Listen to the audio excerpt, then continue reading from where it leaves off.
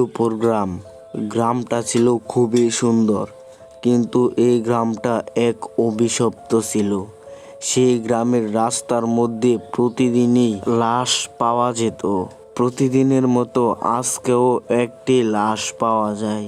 কিভাবে তার মৃত্যু হয়েছে কেউই বলতে পারল না। ও তো কালকাই আমার দোকান থেকে সদাই পাতি এনেছে, আজ ওর এ দশা কিভাবে হলো? ছেলেটা তো এই কাপড় পরে আমার দোকানে গিয়েছিল। রাত 8টার সময় আমার দোকান থেকে সদাই পাতি এনেছে। দিনের পর দিন যদি মানুষের এমন অবস্থা হয়, তাহলে তো পুরো গ্রাম শূন্য হয়ে যাবে। এর একটা কিছু করতেই হবে। এই বিষয়টা গ্রামের মোড়ল জেনেও গ্রামের মোড়ল কিছুই করছে না।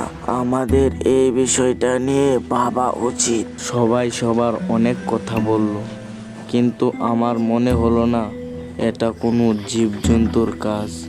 আমার মনে হচ্ছে এটা কোনো ভূত প্রেত তাকে মেরে ফেলেছে। আমি সেখান থেকে চলে আসতে থাকি। আমি ভাবছি এই জঙ্গলে ভূত প্রেত আছে, না হলে প্রতিদিন এমন মৃত্যু হতো না। তারপরের দিন আমার একটা জরুরি কাজে আমি ঢাকায় যাই। ঢাকা থেকে ফিরতে ফিরতে আমার অনেকটা রাত হয়ে যায়, প্রায় 9টা বাজে।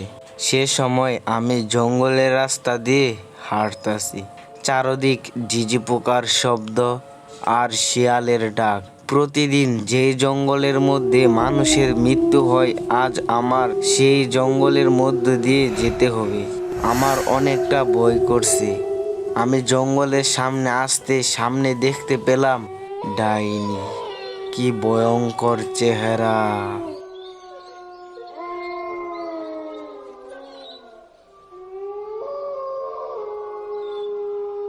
আমি আর কিছু না ভেবে সেখান থেকে দৌড়ে বাড়িতে চলে আসি। তারপরের দিন সকালে আমি আর গ্রামের কিছু লোক মিলে একটা ত্রান্তিক আনি। তারপর ত্রান্তিক মন্ত্র পড়ে জায়গাটাকে ঠিক করে।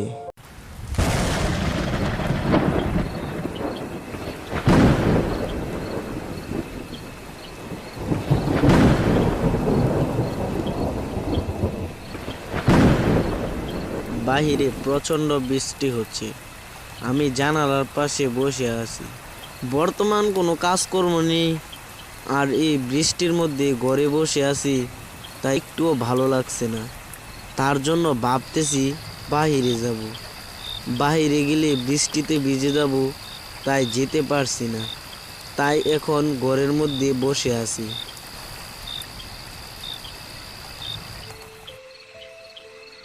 প্রচণ্ড বৃষ্টি হওয়ার পর এবার একটু বৃষ্টিটা থেমেছে, তাই আমি ভাবতেছি এবার একটু দোকানে যাব।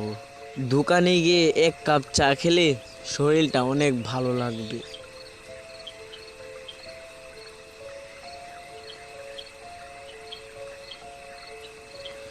যে বাবা সে কাজ। আমি বের হয়ে পড়লাম দোকানে যাওয়ার উদ্দেশ্যে। চারদিক অন্ধকার, কিছুই ভালো করে দেখা যাচ্ছে না। গ্রামের রাস্তা, তাও আবার বৃষ্টি পড়ছে, কিছুই দেখা যাচ্ছে না। ঘর থেকে টর্চটাও আনতে ভুলে গেছি, তাই আমি অন্ধকারের মধ্যে রাস্তা দিয়ে একা একা হেঁটে চলেছি। চারপাশ জনশূন্য, কেউ নেই। মানুষ তো দূরের কথা, একটি কাক পক্ষীও নেই। আমার অনেক ভয় করছে। আকাশটা কেমন কালো হয়ে আছে, আবারও মনে হয় বৃষ্টি নামবে। রাস্তাঘাট সব কাদা হয়ে আছে, ভালো করে হাঁটতেও পারছি না। কিছু কিছু জায়গায় পানি জমে আছে। দূরেই দেখতে পেলাম কে জানি বসে আছে। তারপর একটু কাছে যেতে বুঝতে পারলাম সে আমার বন্ধু।